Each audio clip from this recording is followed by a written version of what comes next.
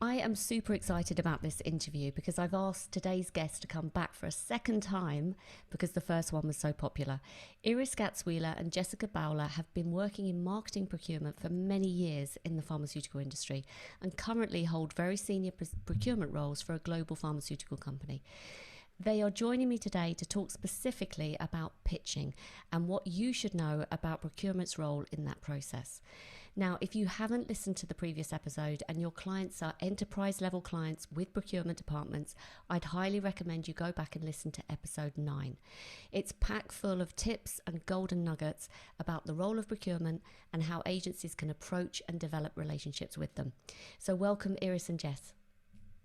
Thank you so much, Jenny. Thank you for having us back. We're very excited to be back. It's an Thank you, absolute Jenny. pleasure. It's great to be back. Absolute pleasure. It's lovely to see you both again. So before we get into the questions, for those of the listeners who haven't heard the previous episode, would you mind both spending a couple of minutes just talking about your backgrounds? Iris, should we start with you? Yes, sure. So Iris Gatzweiler, I am currently based in France, based in Paris.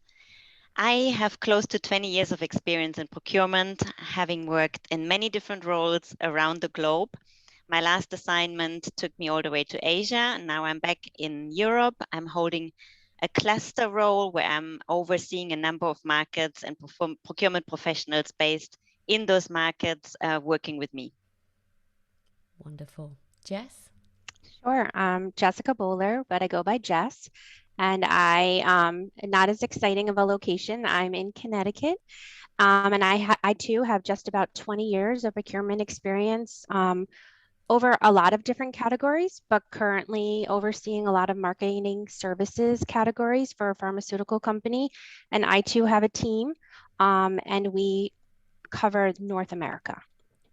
You see, the location in Connecticut is equally sounds glamorous to us. That's the difference, isn't it? It is. It's lovely to see you both. Thank you for taking the time to speak to me today. And I'd love to dive into the questions because last time lots of agencies told me how much value they got. So Iris, can I start off with you? What are the main reasons that drive the decision to invest in a pitch process?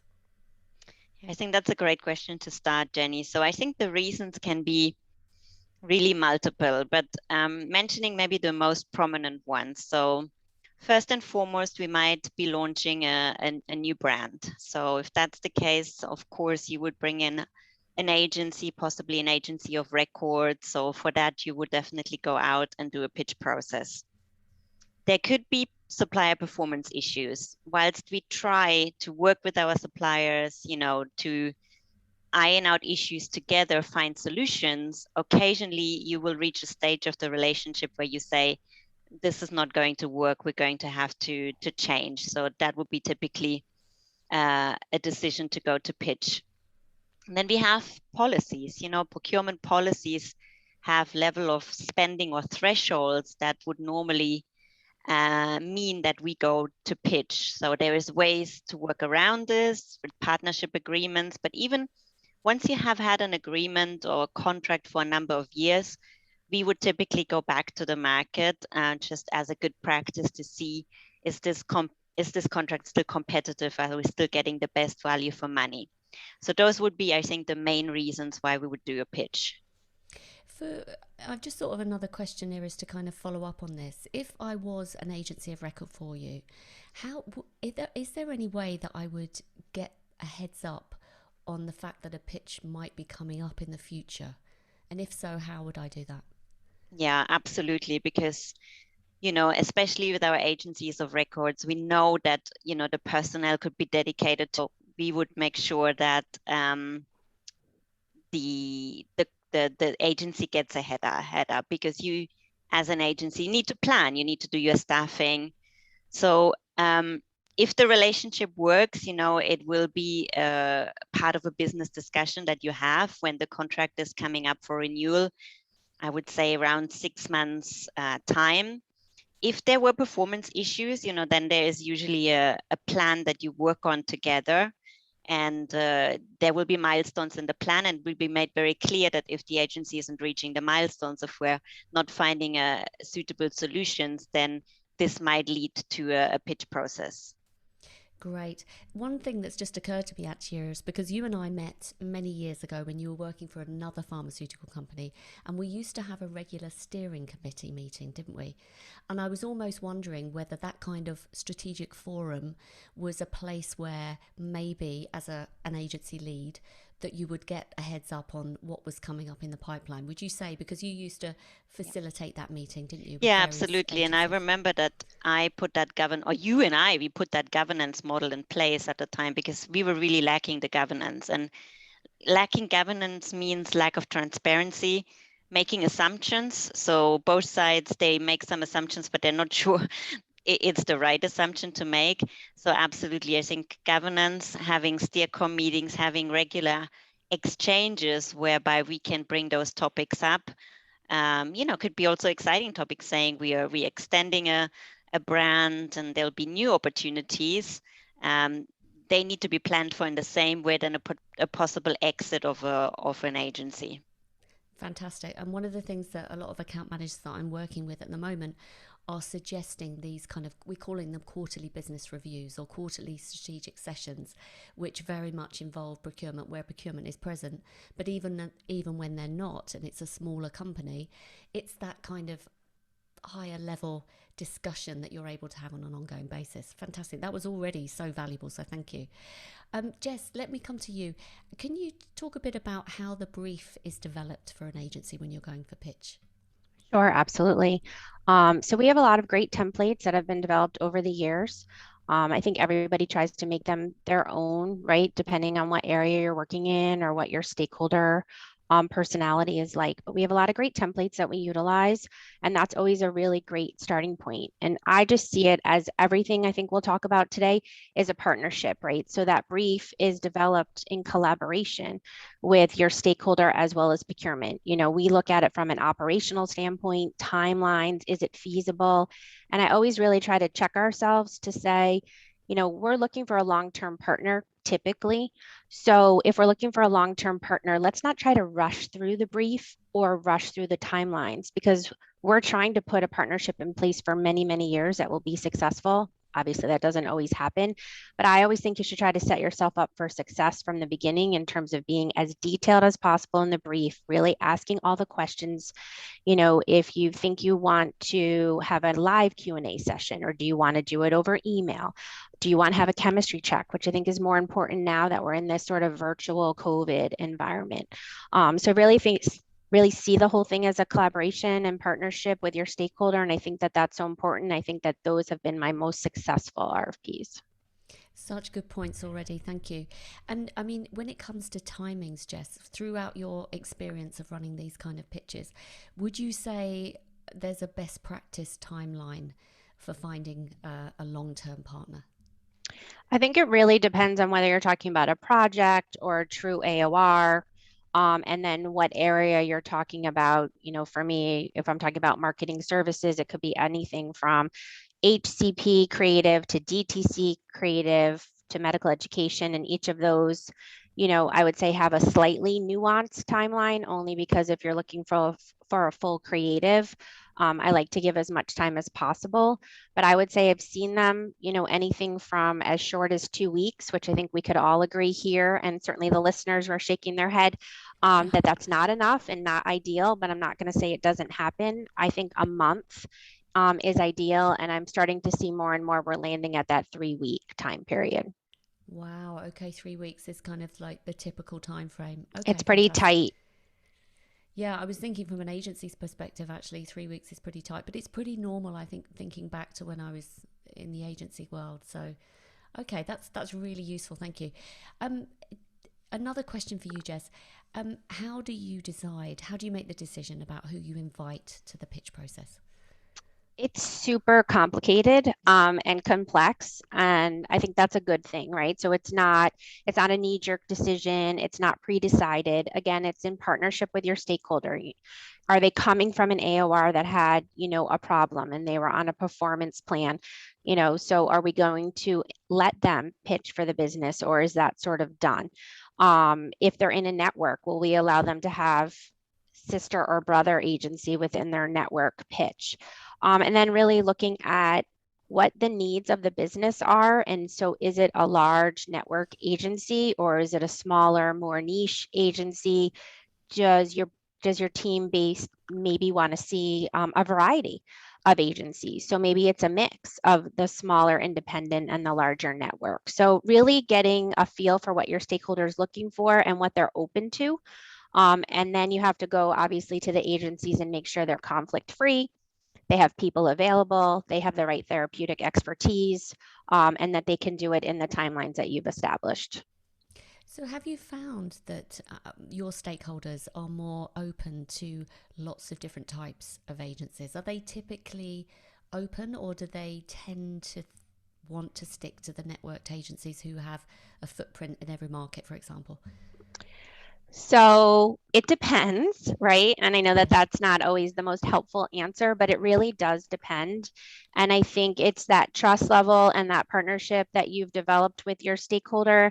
And I can usually get my stakeholders to take a risk, on a smaller, more niche agency. If I truly believe that they can do the job, they're willing to sort of take that bold move and allow us to put it in front of them. Obviously, it would be one of many, so that it wouldn't only be smaller agencies.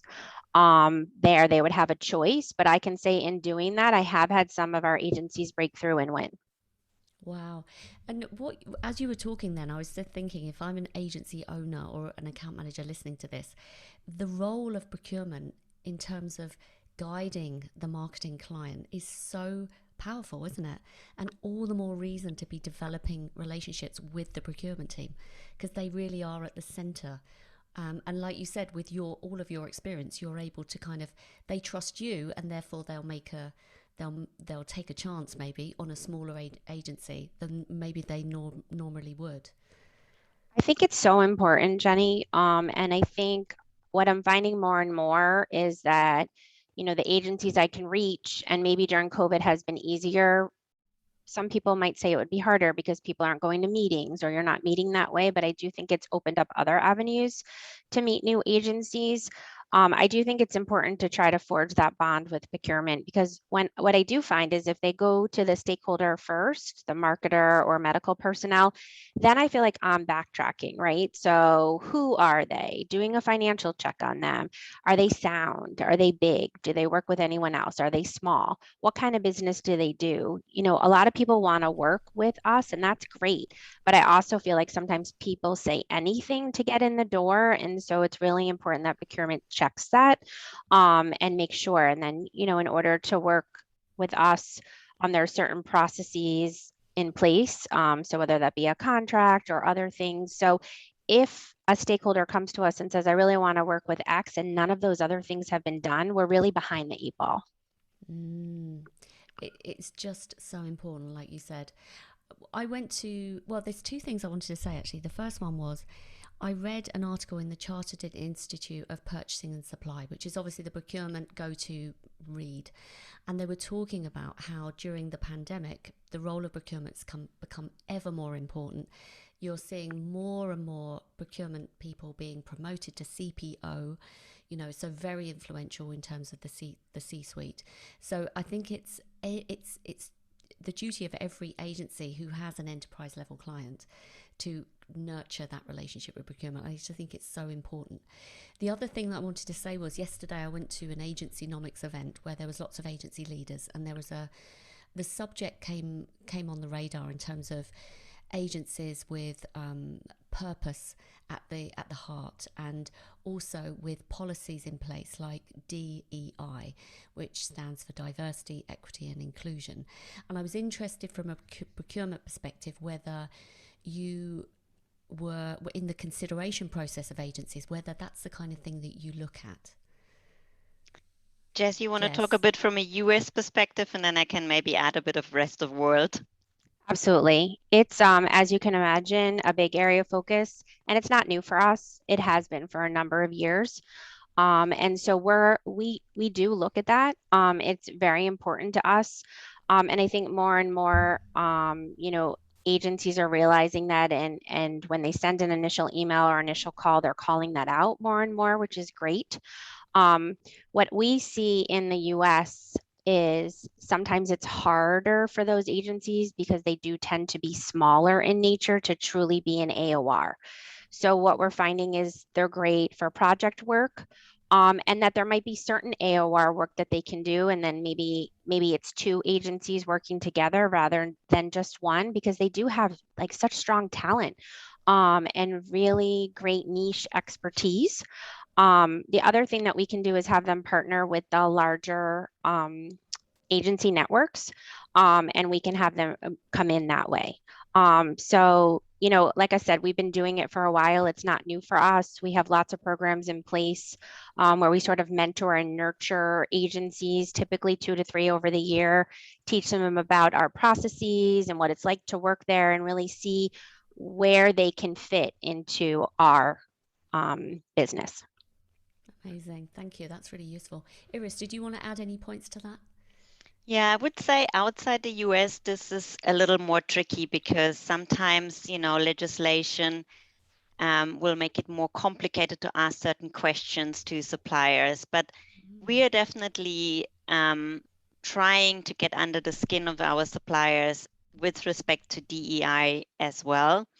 We're staying within the framework, but we're encouraging them to talk to us about the policies that they have in place in this area. In France, we recently did an event where we invited preferred vendors to come and talk to us specifically. I say us, but the entire business, the entire organization was invited to come and talk to us specifically about sustainability and about DE&I. And that had a great, that was really greatly received by our agencies and by our stakeholders.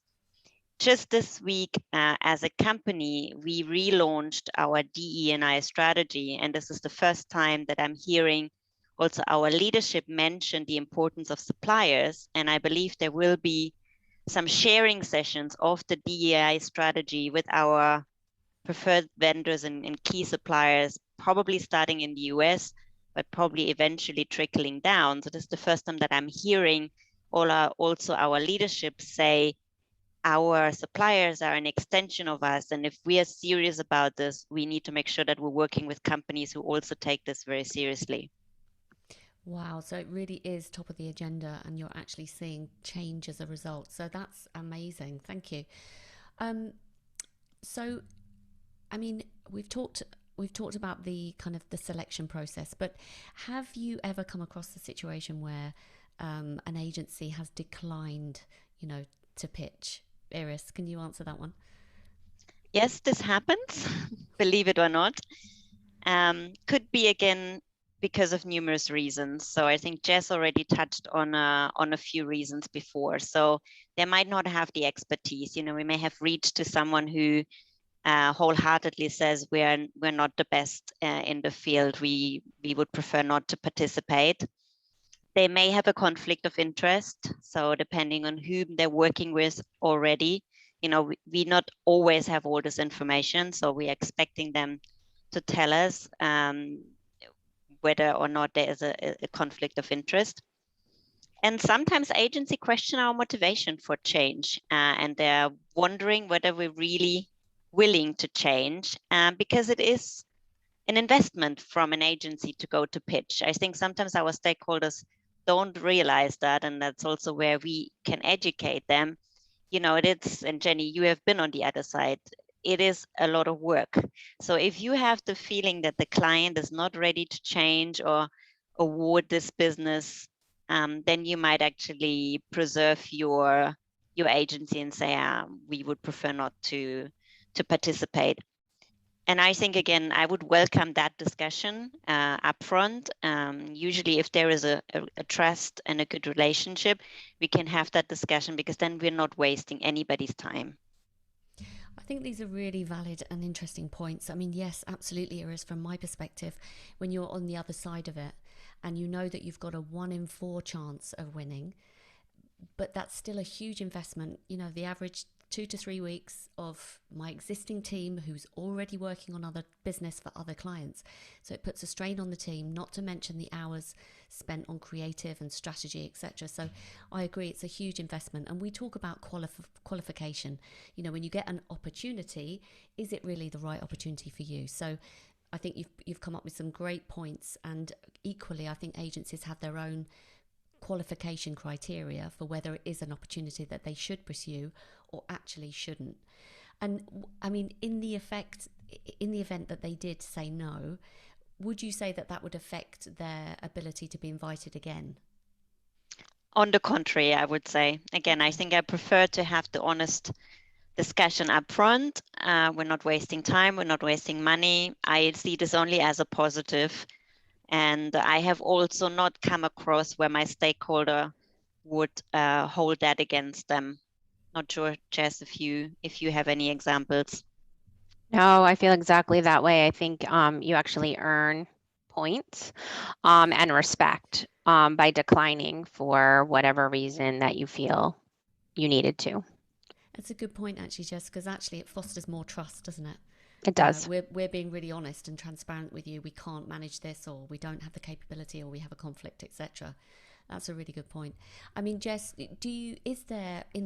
once you start the process, is there a chemistry phase or a short-term project phase where, you know, you have an opportunity to test that the relationship's going to work? I think that's a great question, Jenny. I think in a perfect world, I would always love to do a pilot phase or a test or a chemistry check. It is something we talk about with our stakeholders. And I think, I referred to it earlier with COVID. I think it's more and more important, right? Because we're not in a room together for just that pitch day, right? Where in between the presentation, you're joking around, you might be catching up if you know someone from a prior life or a prior project. So I do think it's difficult, and I will say that it varies by team, and time has a lot to do with it. So maybe if it's typically has been historically an hour to an hour and a half, maybe we'll be 2 hours now. So we do have time for sort of an icebreaker or some other chemistry check. I do have other, groups where maybe they want to start out with a small project. So we can sort of do a pilot piece or a small piece of a project. Maybe they're working with another AOR, but it's not going well. They know they're going to be headed to a pitch. They don't really have time for a full pitch. So maybe they piece out a couple of projects to a couple of different agencies and sort of see how that goes.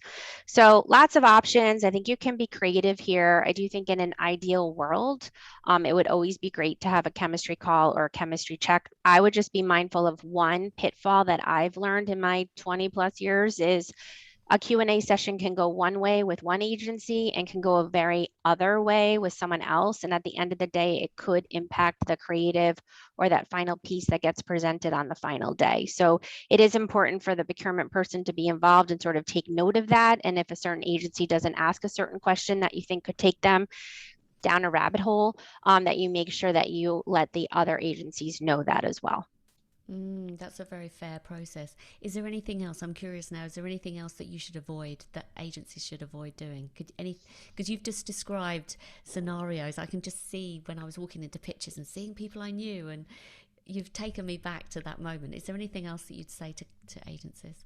I think one of the best things to do, and I know it can be sort of awkward and everybody might at first, squirm a little in their seats, but I love icebreakers. I'm not going to say that I don't squirm too, stressing about the answer. What are you going to say? It can't be the same as the person in front of you. But I have to say, like prior to the pitch, it sort of just takes the guard down a little bit, right? People relax because they're focusing on, what that answer is going to be to the icebreaker. Maybe you laugh a little, you find out little nuggets about people, right? Everyone hasn't just worked in this industry their whole time. They have a whole life outside. They might volunteer or do something else that you're interested in, have children, have interesting hobbies, travel to, amazing places. So I do find that really helps, and it's worked even on, Zoom calls and other virtual pitches. Can you share with us an example of an icebreaker question? Or one boy. Can you remember any? I think there was one, I can't remember exactly what they were asking, but but it was like something really unique about yourself, and people were talking about how like they were in a movie or they were in a TV show or they had once, helped rescue or save someone. And people were talking about really crazy allergies they had to bizarre things. And there was just so much laughter in the room. And actually, this agency was called back for sort of a second round. We went to a wider number than we normally do, and then we sort of narrowed it down. And when they came back in, it was actually very creative. Each one of us had a symbol next to us based upon what the answer was to our icebreaker question. Wow. So that's like the symbol that we got for the day. And it was great, just for them to, a week or so later to sort of bring us back to all the laughing and getting to know each other that we did. And people shared a lot, I think, also. So it sort of starts to build that trust. And I always think of my stakeholders saying when they're hiring an agency, like, I really need to think about, could I be like trapped in a cave with them for long periods of time, right? Because sometimes that is what it feels like. So I think that icebreaker situation allows you to really feel like, could you be trapped with that person? Do you know, Jess, I think this is super useful. Honestly, you've just shared something that I think if any agency is just about to go into a pitch process, I really hope that they take heed to this, because I think you're absolutely right. It kind of has that emotional connection, doesn't it? It And like does. you say, if it works equally well on Zoom as well. And what I love about what they did, that agency, they've kind of anchored that feeling by bringing back that symbol for you, haven't they? To remind you of how much fun you had the first time round. And it was Whoever funny did because that was then super good. they were super good. And what was so great was they explained the symbols, right? Because they weren't completely straightforward, because some of our answers were wacky. So then they got to explain, how they creatively came up with that being a symbol. Also showed us how they think, how they translate, how they are creative, how they work together, collaborate. It was honestly, it was the best I've seen, and to me really raised the bar. That is really a best in class idea. So thank you for sharing, because I think there's probably lots of agencies taking notes. What can we do? What can we do? You're absolutely right. It demonstrates their creativity right off the bat.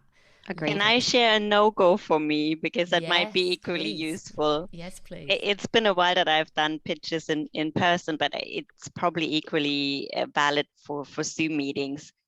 I cannot stand it when people bring an army of people in on the day and it's only one person talking. So why would you bring 6 or 7 people, then just sit in the room? There's just one person talking. So one advice that I always, one piece of feedback that I always gave is like, bring only people who have something to contribute. They need to have a role. If they're just sitting here and looking pretty or looking bored, which is even worse, it is really not helping. So I've really sat through pitches where the agency came in with a number of people and we were totally unclear what was their role. We also had sometimes agencies coming in, bringing great people, and then the next phase telling us, but these are not the people that you're going to be working with. Another no-go. On the day, you need to have at least a core set of people who will be the people, because this is a people business. At the end of the day, what will determine a lot the success is how people work together, how they click together. And if they had a good chemistry from the first minute, why would you then say, well, actually, you're going to be working with someone else? Any more can you share? Because this is gold for us. Yeah, I totally echo what Iris is saying. I never want to see someone come to a pitch and not participate. We stress it in the brief. We also say, bring the team. Now, you can bring a leader who's going to kick it off and going to be there to support, typically someone we all know. So I get that familiarity piece. But after that, everyone should have a definite role in the room and going to be part of the go forward business. It's crucial because of that chemistry piece, and especially now that it is so virtual, and you might not meet these people for 6 months or a year from now. Who knows, right? The world is unpredictable at this point in time, so you need to really feel like if you're hiring someone, that you know who you're hiring. Great. Anything else spring to mind? The only other thing I will say, and people were doing this in live, but now I think it's so much more important, is sort of, I don't really know what to call it other than a placemat, but sort of a placemat of the people who are going to be speaking to you that day and what their role is. So when we're debriefing later, we can pull out the placemat or the PowerPoint. It's a one slider, one slide, not something you have to comb through to get to, or it might just be its own individual piece. But it's so helpful for us, right? Because typically we're looking at number of agencies, could be anywhere from 3 to 6 to more. And that recall and that placemat sort of allows us to get back to that presentation and remember who we're talking about and debriefing about. Great tips, great tips. I'm going to throw one in the mix for you and to see whether it resonates. Have you ever had a situation with particularly a team that's maybe come from different parts of the agency organization that you think, I don't think they know each other? You're both nodding for those listening in. And yes. What's happened as a result? And I would say again, another no-go, I mean, the network agencies or, agencies who have these resources, they have a great advantage. But of course, you need to give the client the confidence that you're actually in the background going to make this seamless and you're going to work well together. So if you get the feeling that on the day of the pitch, this is the first time that those two meeting or speaking together, I think that would be a red flag that I would highlight to my clients or to the agency afterwards. Agreed. I think it comes through in the presentation, right? Like when a presentation starts to tank, in my opinion, it starts to tank for 2 reasons. You completely missed the brief. Maybe 3 reasons. You're going over time, or there's no gel between the agency team that's presenting to you. And unfortunately, that just builds upon itself. You can tell. So I think our agencies that have worked with us long enough know that if they don't know each other, then they better use that 2, 3, 4 weeks for them to get to know each other, so that when they come in, it feels like they know each other. And I think there's some easy things the agency can do to make it feel like that. Like looking back, recalling through my memory, I can only think of 1 or 2 times actually in my whole career where I really felt like the people probably never laid eyes on each other, never practiced, never laid eyes on each other, didn't necessarily know each other. But thankfully that was few and far between. Yes. And I was just thinking about the situation you shared. I think it was you, Iris, that said someone, just 6 other people didn't say a word. And the funny thing about that is, because I've been in teams sitting there where I've been told to go but haven't been able to speak, haven't been allowed to speak, and someone steals the show and you feel awkward. And I'm wondering whether those other 6 people had been mandated to shut up, and I kind of feel for them. Anyway, I mean, but it's the leadership's role to kind of make sure it all gets pulled together. Iris, just a question for you. Like, when an agency wants to ask questions, maybe before a pitch, how is this facilitated? So we have quite a formal process. Jess mentioned a little bit already. So we would always give time after the brief for questions. So in an ideal world, we would set up some phone conversations, possibly including the business owner, because sometimes the questions are quite technical and specific and we wouldn't be able to answer them. But that's not always possible. So at least we'll give an opportunity for agencies to send their questions in or phone us up. We would always collect all the questions and circulate them all amongst all the companies participating. So that's usually a golden rule. One question asked by one agency, the answer gets circulated with everyone. That's just part of the process and for fairness, because otherwise you are at the end not comparing like for like. So yes, there's always opportunities. And again, we usually stress with the stakeholders that they should allow that in the timeline. So not cutting that out, because again, it will save you a lot of time. These are the kind of crucial moments where they can ask very important questions that, will really help them to prepare for the day. So if you don't have that, there's likely a disappointment on the day, which could have easily been ruled out if you had given some time to the question phase. So when they want to shorten the timelines, that's when, when I certainly make them aware that that's a crucial piece, because we're writing a brief, but it again comes back to assumptions. We know our business, we use acronyms, we simplify. The other person receives this, makes some assumption, and it's always better to clarify exactly what really is asked for. I always say, the agency doesn't have a crystal ball. I know you as marketing team, sometimes you see it that way, but they don't have a crystal ball. If you don't tell them, they won't necessarily know, even if they have worked with us for a long time. That's good. That's good advice. I'm curious now. Have you ever been in a situation? I'm just curious what happens after the call. So, as an agency participating in an all-agency Q&A session, you think, oh, the PR agency have asked a really good question. We've got to look like we are asking great questions as well. So, there's that kind of a little bit of competitiveness, I think. Or a competing agency that does exactly the same as what that you do, asking better questions than you are. Once the call is over, is there any kind of dialogue between the stakeholders to say, that agency wasn't very smart, or I didn't like the way they asked that question?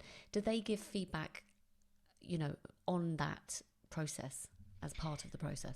So first of all, I would say that I wouldn't necessarily advocate a call with all of the agencies. So we would take that agency by agency, because I do not believe that is I don't believe that's the best practice.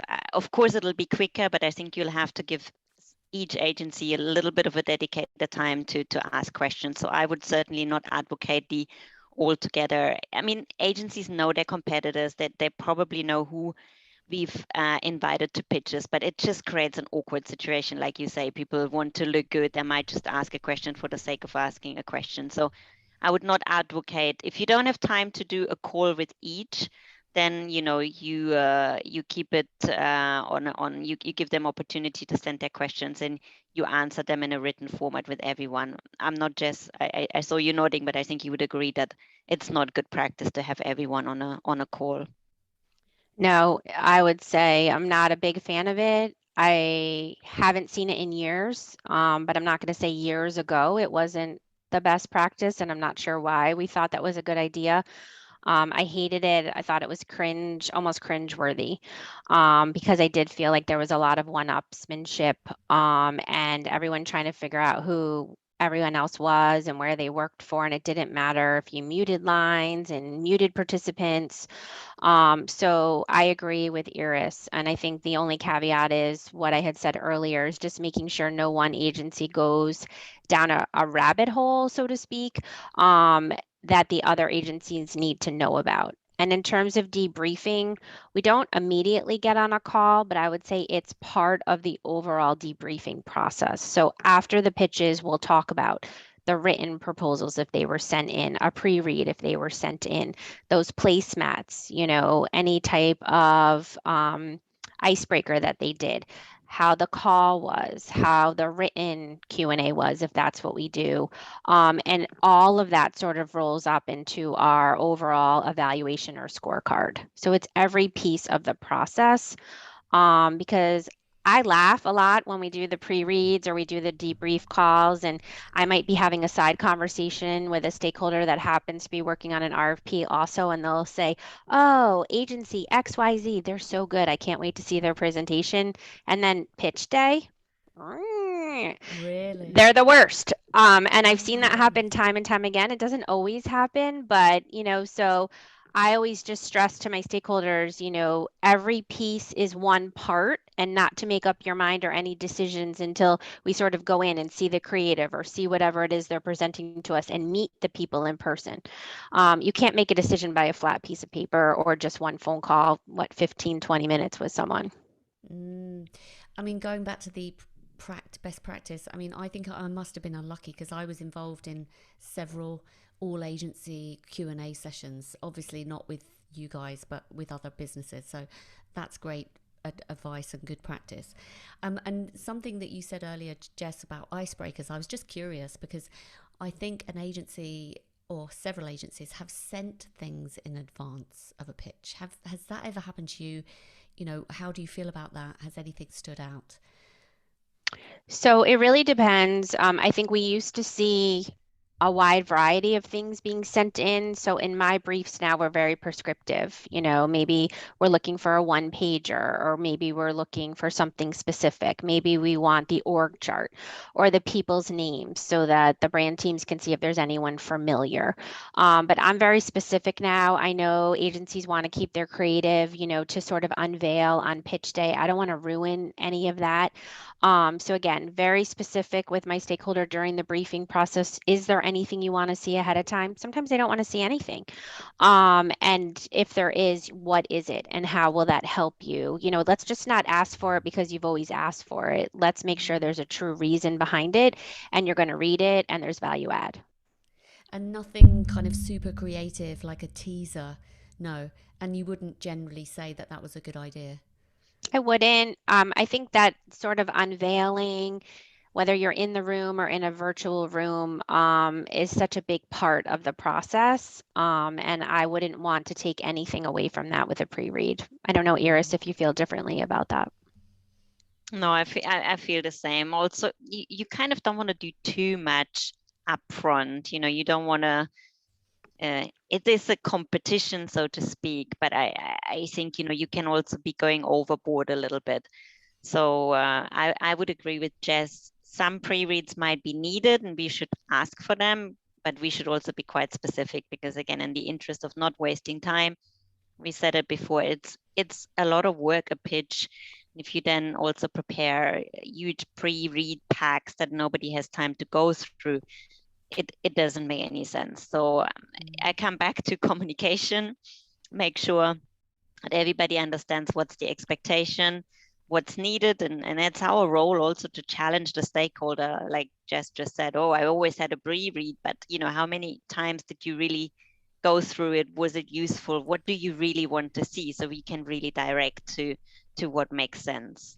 I was thinking along the lines of something kind of physical and more creative, like, you know, I don't know, silly things like a matchbox that's we're going to light the fire, or, you know, like a squidgy thing, or something physical that you would be some kind of teaser that they might take the time to do, some kind of detail that then there would be a big reveal afterwards. But I don't get the impression that it would be something that perhaps would mark an agency out as being different or I think it attractive. really depends on your prior relationship. And I think if we go back to in person, you know, sometimes agencies bring in pretty flowers that sort of match the color scheme if they're doing branding for us, or some other touch like that, right? Something that does tie into the creative they're going to unveil.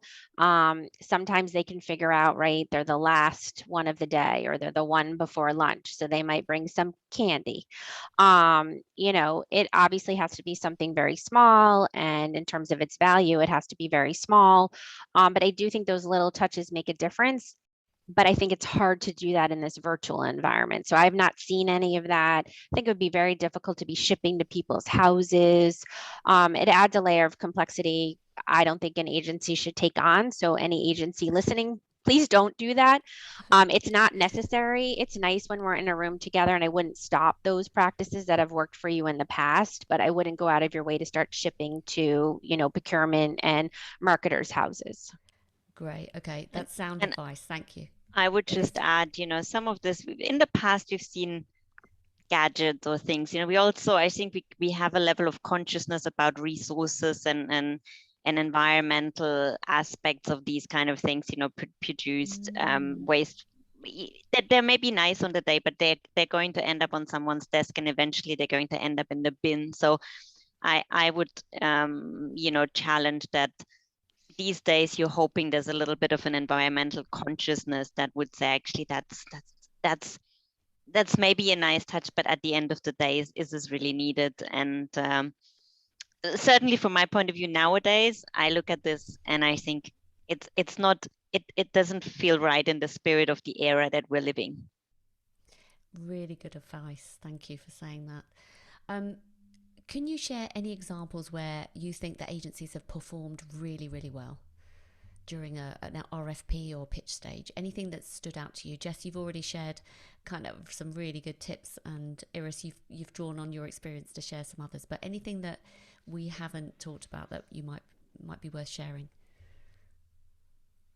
Yeah, I feel like we covered a lot through the previous questions already. I would stress again the open communication. If something is on their mind, they're not clear how it's going to work on the day, please ask the question. And again, that's sort of kind of what our role is for in procurement as well. We are there to help them understand the process. It's also for them good to ask us who will be there on the day, because that might not always be clear to them either. So I think it's if that hasn't been clarified with the agency, they should always come and ask, okay, so from your side, who will be there? What's their role? I think it's good also to challenge us on, are you having the decision maker in the room? You know, are we pitching to people who eventually then have to go and speak to their bosses, or is a decision maker in the room? Because again, that might completely change the way you treat certain topics and what you want to share on that day with that specific group. So I think in the first episode, we already talked about communication as one of the key success factors, but I would stress it again, even through a very formal process. And as an agency, you have probably done quite a few of those, but every company is slightly different. Every company runs it slightly differently. So if you're not sure, if in doubt, I'd say better ask the question. And, you know, it doesn't matter. It will take a little bit of everyone's time, but it will help to help to set you up for success. Thank you. Jess? I agree with that. I think the only other thing I would add is piggybacking on the communication piece is just follow the instructions in the brief, right? It's usually very clear on who your point of contact is. Please don't contact the brand team. That's like rule number one. And if you have to talk to them about something else, maybe something else you're working on, check it with your procurement person or whoever's leading the brief. And then just be very mindful of the dates and what was asked for, right? So I can't tell you the number of times that people have missed that there was something for pre-read, right? Or they missed the deadline, or they're not sure about the time because of different time zones. Just be very mindful of that and follow the directions, because I know it seems so simple and also so small, but if you're missing those details through the pitch process, it is something we think about when we debrief. Do you have an issue with organization? Do you have an issue with project management? Do you not read things clearly? So there is a level to detail. Exactly. There's a level of detail in the brief. It's purposeful. So I would say, just be very mindful of that. So how you do the pitch process is a kind of example of what you're like to work with. Yep. So just final question for anyone listening, and they're thinking, I would love to work for a global organization. I want to be a preferred supplier. Any advice for them listening? I would say we're always open to meeting new people. People sort of, I think, don't believe that, but it really is true. And I would say be persistent. You never know what's going on inside an organization, but don't be annoying. And I try to be very realistic with new suppliers who are trying to come in. I don't have anything now, or we're going through something. But there might be opportunity in the future. So could you make a note on your calendar to contact me in 4 months or 6 months? And we're also working on new ways to intake supplier information. So we used to just collect decks, and then those decks would go into a file, and then it would be similar to if they went into a filing cabinet, right? Whatever the equivalent of electronic dust is, right? And you never go to them again.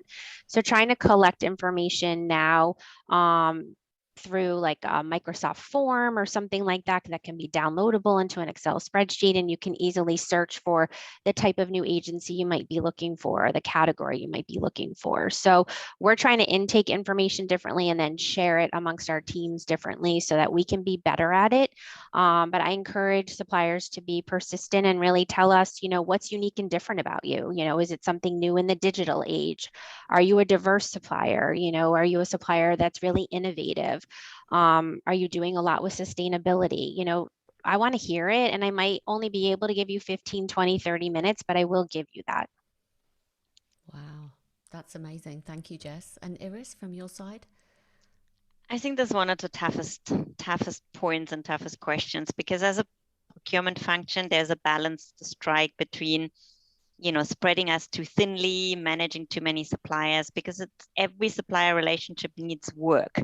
So it's not just bringing a supplier on, it's a administration process, but then it's a relationship that you need to manage, that you need to look after. So we need to find a good balance between, giving enough time to existing relationships, making sure that we're ironing out any problems that we see there, and then bringing in new talent, new suppliers. Also, we, from a procurement point of view, sometimes we like to centralize. We give the leverage with certain companies. So again, if we need to find that balance, and that's a hard one to make. It also is a time-consuming process. There's so many companies out there who speak to us. So I think we touched on this a little bit. We're trying to automate. In our first episode, we spoke about it. We're trying to automate that intake that Jess is mentioning, because then it gives a search functionality. Because if you need a specific expertise, or you're looking for something quite specific, then they might come up in a search. But for sure, things like sustainability, diversity, equity, inclusion, they will become more important. So those can definitely be points that it's worth highlighting, especially if if this is already setting you apart, maybe from other agencies in a specific field. I think what I'm hearing from both of you is that from your perspective, as well as the agency's perspective, it's really beneficial to kind of lead with why we're different, so that you know how to categorize them and you know where to put them in terms of a speciality. Because the more kind of, we do everything for everybody, that's not a proposition really that you can kind of easily recommend, is it? So we're hearing it from all angles, actually, for agencies to be quite specific and deep and narrow with their focus and experience. This has been, as the last one was, so valuable. So thank you both so much for sharing. Is there any question I haven't asked, or anything that you haven't said that you would like to finish off with?